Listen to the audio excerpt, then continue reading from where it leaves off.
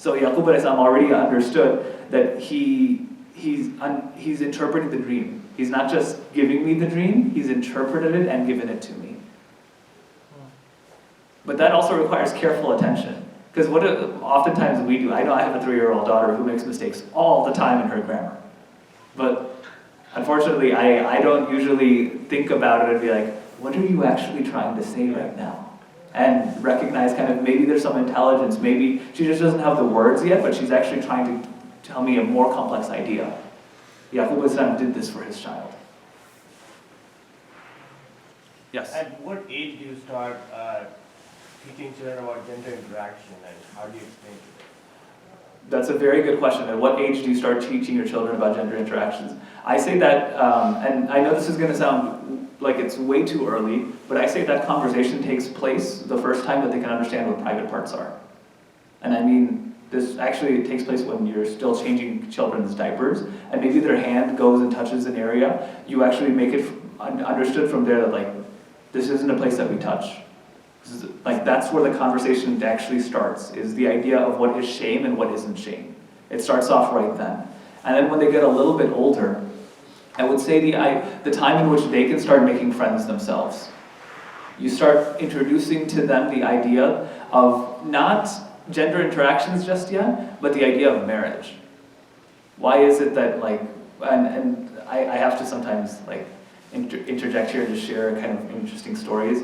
This happened just a year or two ago, where someone told me that they thought their parents were siblings up until they were 12 years old. Again, there's some innocence here. There's some innocence here. But a person told me, they were sharing with me kind of how a lot of things in their life they were exposed to late. And they said that I thought my parents were siblings up until they were 12 years old. That it didn't hit them that there was this relationship called, like, marriage up until they were that old. That's extremely late to figure that out. And I'm not saying that has completely detrimental effects, but the idea of what is a relationship between a man and a woman, in terms of understanding that, oh, siblings are people you can count on, siblings are people you're going to keep a relationship with forever. That should be had at the age of like 4 or 5. Once that gets a little bit more complex, once a child feels like they can have their own friends, that's when you start introducing. By the way, there's something stronger than friendship. There's something much stronger than friendship. And that's marriage. And marriage is a type of friend, but it's a very special type of friend, and they can literally complete your life for you if you approach the concept of your life correctly. And once they can start appreciating that, and actually in order to preserve your ability to find an amazing spouse, you have to actually limit the relationship you can have with someone of the opposite gender. Does that make sense? So it starts from a very young age, but not in the way sometimes we do it, where, like, I was told girls are shaitan. I'm sure this is the approach many of us were given. That's a negative interaction, where it's like, I don't know why, but I'm not supposed to like you all. That's a weird way of going about it, rather than introduce to them very early on. We know a 6, 7-year-old is not going to understand marriage yet. But you introduce the concept way earlier than they can understand it so that they grow with it. And in order to preserve that, some of their behavior needs to change. Does that make sense? Yes, sir, I have a question. I think you've been interacting quite extensively with university students, and especially Muslim students. And I think you're much in tune of the challenges and difficulties they face once they enter. I think one concern which I think I've been hearing is that the masajids are, I should not use, maybe the word is failing to address some of their concerns and issues that they face. One of them is this issue of LGBTQ, on which Sheikh Yasir Qadi was very vocal on. And he literally did a conference at the masjid as well. But I know for a fact that there are certain masajids that they feel very uncomfortable talking about these topics and bringing them. What is your take in terms of making much more awareness on these issues, and especially for the youth, catering conferences or even lectures and seminars on this, because these are real challenges that exist out there and they get exposed to and they don't know what to do. And definitely. So there's a lot to the question along the lines of what do we, it's not a mysterious fact or like an unknown fact that young people aren't coming to masajid in order to learn about their deen. Young people don't find themselves like that these masajids are serving them. May Allah make this a place in which youth are always present, I mean. But they don't feel like they can address some of their issues, and specifically when it comes to some of the challenges that they're going to face, their approach to LGBTQ issues, their approach to sometimes drug use or whatever the case may be in masajid centers. How do we make our masajid places in which young people feel like they can actually come and they can develop their Muslim identities? And I think the easy answer to this, even though it's going to sound complicated, is let them lead it. What I mean by that is we have a tradition that is found on asking questions. We should emphasize things like the story of Ibrahim alayhi salam, that Allah subhanahu wa ta'ala emphasizes in the Quran, that he asks Allah subhanahu wa ta'ala about resurrection. He goes, how are we going to be resurrected after we die? And Allah will ask Ibrahim alayhi salam, do you not believe? And he says, no, I believe, but this is just to put firmness into my heart.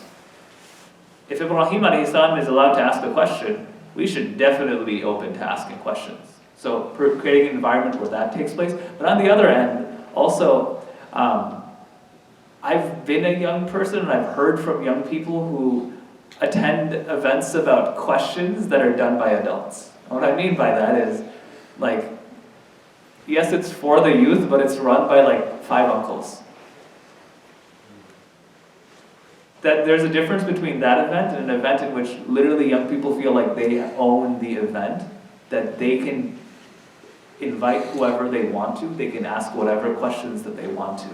And that also requires confidence and humility from the position of the organizers. And what that means is, yeah, we don't know how it's going to go. Some of the best events I've seen have been, question and answer sessions I've seen, has been when someone asks a question and no one was able to answer it. Because the question didn't deserve an answer. The question was more of just venting out a frustration. And no one is able to answer the question, but they feel better because they were able to ask the question and no one judged them for it. Those moments actually make them think, oh, this space can handle my doubts. This space can handle my actual issues. And no one's gonna look at me and the next day when I come in there, everyone's just gonna be like, oh, that's that person who asked that question. And like whispers start coming up. When we can create environments in which people can ask questions without being judged, when people can literally take ownership of programming by themselves, that will help the scenario. And also the other side of things is a masjid is more than just a place. I guess a masjid is definitely a place in which sujood takes place. That's part of why the name is what it is, so where prayer takes place. But it also served a social function within the masjid of the Prophet ﷺ. There are people who are going to attend masajid just for social things, and that shouldn't be looked down upon. I've been part of, I've done this in my own, unfortunately, my approach toward masajid. There's like 2 or 3 groups in masajid. There's like the prayer people, and then there's the people that only come from events. And there's like a hierarchy, because the prayer people are like, they only come for social events. They somehow see themselves as like kind of on a different level. Both of those are very valuable roles of the masjid. There are going to be people that only come for events. That's fine. There's going to be people that come for prayer. But there should be this like appreciation of where the other person comes from, and an environment in which you can come as you are and take what you need. There's not a transactional approach with masajid settings, which oftentimes people feel. I've even heard young people say this about masajid, that masajid are pay to play. That like, yes, you can attend a masjid and you can kind of benefit from it, but unless you actually pay or unless you become super involved, it's really not going to do anything for you. And if I really think about it, that's sometimes true. When you enter into a masjid setting, yes, we're super open and anyone can come in and join salah. It's one of the beautiful things of our tradition is we don't have generally memberships or anything like that. That anyone can just come in and pray. But when we talk about, well, then how do I get the more social benefits of a masjid? How do I understand with like that I can bring my entire family and no one's going to look at us weird or everything? suddenly it becomes like, no, you need to be more advanced. Your membership needs to be a little bit more significant before you can get some of those. Changing those parts of it, those barriers to entry, is going to help our communities to actually utilize these spaces in a more effective manner. How do you change that? Part of it will be you can use this as a scapegoat answer to almost everything, but it would be the idea of like literally changing how we as individuals interact with each other. So addressing our own diseases with heart and recognizing them as soon as they happen. So if we have tendencies of people judging within the masajid, then we immediately keep calling that out. Why? Because it's like, that's pretty terrible. Like, we shouldn't have hierarchical systems within our masajid. Just because someone isn't wearing a kufi when they come to the masjid, just because someone isn't wearing this, that becomes the subject of what we talk about, is whatever we talk about on this minbar, right, of inclusivity, that will eventually pass its way down into the culture of the people. So that will be on one side, and the other side is going to be the emphasis of also programming. A lot of us like to preserve, and it's good to preserve. The masajid being a place in which qiyams take place, being a place in which more ibadah is done, being a place where charity is constantly talked about. These are all great uses of masajid. I'm not going to pull away from that. But there are going to be people that doesn't appeal for. And they might need more. Come in, why? It's a family night. And I'm sure these things are happening. Come in, why? Because a masjid is a place to celebrate events in people's lives. But I mean, like, more than the actual action. Like, is it more than just afshish salam? Is it, what more can we do in terms of becoming more of a united? Yeah. I mean, that hadith itself finishes as at'arab wa ta'am, like feed the people. Like, food becomes a very good place that when someone is sick, that this becomes the place to go. There's so many human elements that the Prophet ﷺ brings up in that one hadith about spreading the peace, right? So it would be that same way of recognizing, what do people recognize as peace? What does our community recognize as that? And spreading that along. You've been interacting with Rutgers students, you do counselings. What are the top 2 or 3 issues that Muslim students are coming to you? And you don't have to be specific in any names giving us, but I'm just curious to know the commonly top 2 or 3 issues that they encounter when they enter these universities, they come to you for counseling. Yeah. So, alhamdulillah, I get the opportunity to talk to about 500 students a semester, give or take. About kind of issues that they're going through in their lives. They range from everything from domestic abuse at home to I can't choose my major, or my parents are forcing me to a major, to drug use, to suicide ideation, to personal interactions or like gender interactions that they don't know how to handle. But I'll bring up the top 2 or 3 that I see. Will be a lack of direction in their life. They don't know where they're going. Their parents want them to go one way, and they don't know. They don't think that way is going to be fulfilling in any way, shape, or form. And that also includes religion. That they don't know what space Islam is going to have in their lives moving forward. That will be a major one. A major one will be anything related to marriage. The idea of like either that they're in a relationship right now, or their approach to marriage of how this is going to take place, they're extremely unsure about. Marriage will be one. Family dynamics, the issues of they can't interact with their families properly anymore, and they need guidance on how to do that. To substance abuse. Sometimes we think substance abuse is only like 2 or 3% of the community. I hate to kind of like shatter this because that's also like, there's something beautiful. Like, we don't think our kids are on drugs, but the culture of things like study drugs, like kids taking drugs to study more efficiently, because they're so tied down to that their career success equals their success in life, is pretty significant. And this also includes, of course, the partying culture of like using drugs to calm themselves down. I think our communities are going to have a very, very nuanced conversation once marijuana becomes legal. It's socially already considered legal, socially. But once it becomes politically legal, the idea of using substances in order to enhance experiences is going to be huge. So substance abuse ends up being a pretty big one as well. And another major one will be just, how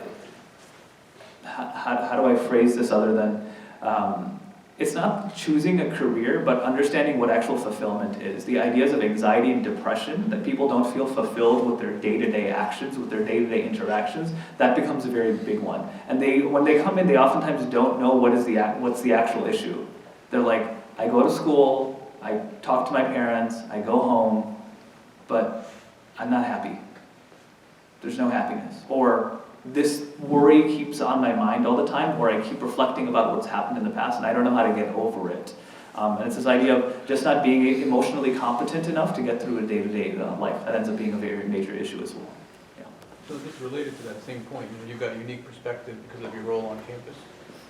What are you noticing just from a data perspective with the individuals, Muslims who you're interacting with?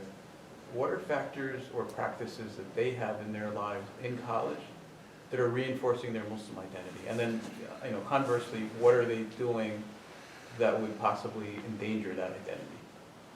That's a good question. So factors that I see, and this is stuff, one of the things I have to, Alhamdulillah, I've been here for 4 years, and we've been very hesitant to publish data because 4 years is enough information, but it's also, like, alhamdulillah, we get a lot of students, but we also want to protect their privacy as much as possible. So that's why we haven't necessarily published anything, but we will in years to come. And we're sitting on the data. For now, we're waiting until enough time passes